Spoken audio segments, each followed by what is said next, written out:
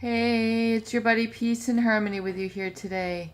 Zooming in on a covert manipulation tactic, and that is the tactic of minimizing. Minimizing is one essentially when one is essentially able to minimize the importance of your feelings, needs, wishes, really your desires, and subjugates those to really a realm that does not merit their attention, your worthiness, and involves a lot of blame shifting, really to the point where you end up feeling guilty for bringing up your viewpoint, bringing up your needs, even just having a general healthy and balanced relationship with a covert narcissist.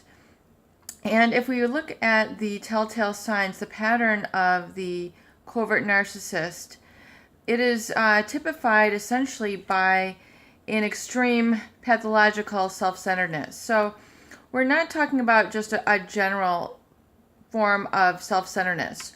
We're really referring to a situation where someone is pathological, and it's really to the point where it's actually hurting others. It's neglectful of others. It's detrimental to others. It's to the point where they are superseding your needs. They're ignoring or minimizing your needs. They're saying you're crazy, that's not important, that's not relevant, and they're essentially trying to knock you off of your position, which usually is very much founded in reality or truth.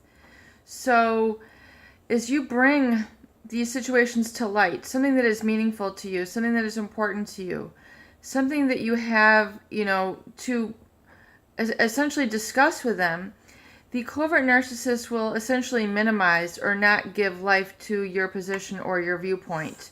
And minimize it meaning relegating it to the unimportant, the irrelevant, and just, really not address it. So it's this ignoring really that tends to perpetuate in a covert narcissist relationship. And it really, I think in the beginning of a relationship with a covert narcissist, this essentially is not an issue because so much energy is placed on trying to satisfy them, please them, really kind of put them at the center of the universe, the center of the world, the center of everything that's so important, because really they've established that relationship with you just by virtue of perhaps their first attraction. Them being, the one that is worthy of all the attention. Just even through their quietness, that had very much resonated with either the family members or as an original spouse and had originally attracted you. And then as you get through the love bombing phase and you kind of really fit into that role, you fit into that groove very nicely, it's really not until years later that one really identifies that there is something missing. There's something that you're not getting back. It just kind of like starts to get your attention. And you might begin to pay attention to it and kind of detect that perhaps something is there, but you don't really know how to articulate it. So it's very much a learning of the emotional dynamics within a covert narcissist and knowledge of the disorder itself that helps you get some footing on your ground and really puts things to light in terms of, hey, I'm really not getting something back here. Something is not really on the level. Something here is not on the up and up. And I feel that something should be a little bit different. I feel like something is a little bit awry, something is a little bit off. And it really starts to put a burden and a stress on you because you realize that you're really kind of carrying around this void or this something missing, and it's because of that minimization, that minimizing. The covert narcissist has a tendency to develop in really the people who are closely related to them. And the people who are most intimate, really closest to them, for example, a spouse, will see this and feel this and notice this above really and beyond what a passerby or an acquaintance at work or even some of the more extended family members might acknowledge. So oftentimes this minimizing is suffered silently. while others don't in their environment don't really relate to what you're bringing up. So we get a lot of this blame shifting, a lot of this further denial, further minimizing. Oh, just deal with it. Oh, you don't know what you're talking about.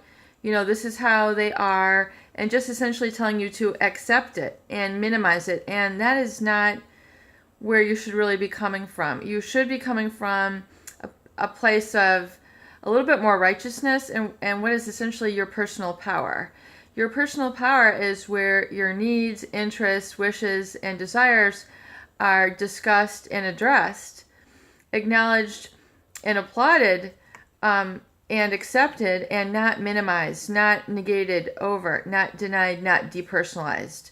So be very careful of this minimizing technique, either from the covert narcissist or other quote-unquote family members who are on the bandwagon, because it can really feel like you're alone in the journey and unrepresented in the journey.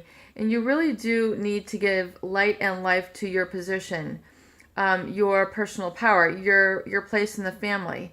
And if they're not willing to hear you out, acknowledge you, give you eye contact, really exist in sort of a structure of accountability, then the wound is just going to perpetuate, and you need to really have a serious consideration with yourself and really kind of discover what will be the next really best steps, so you don't continue to perpetuate this wound of minimization and depersonalization moving forward.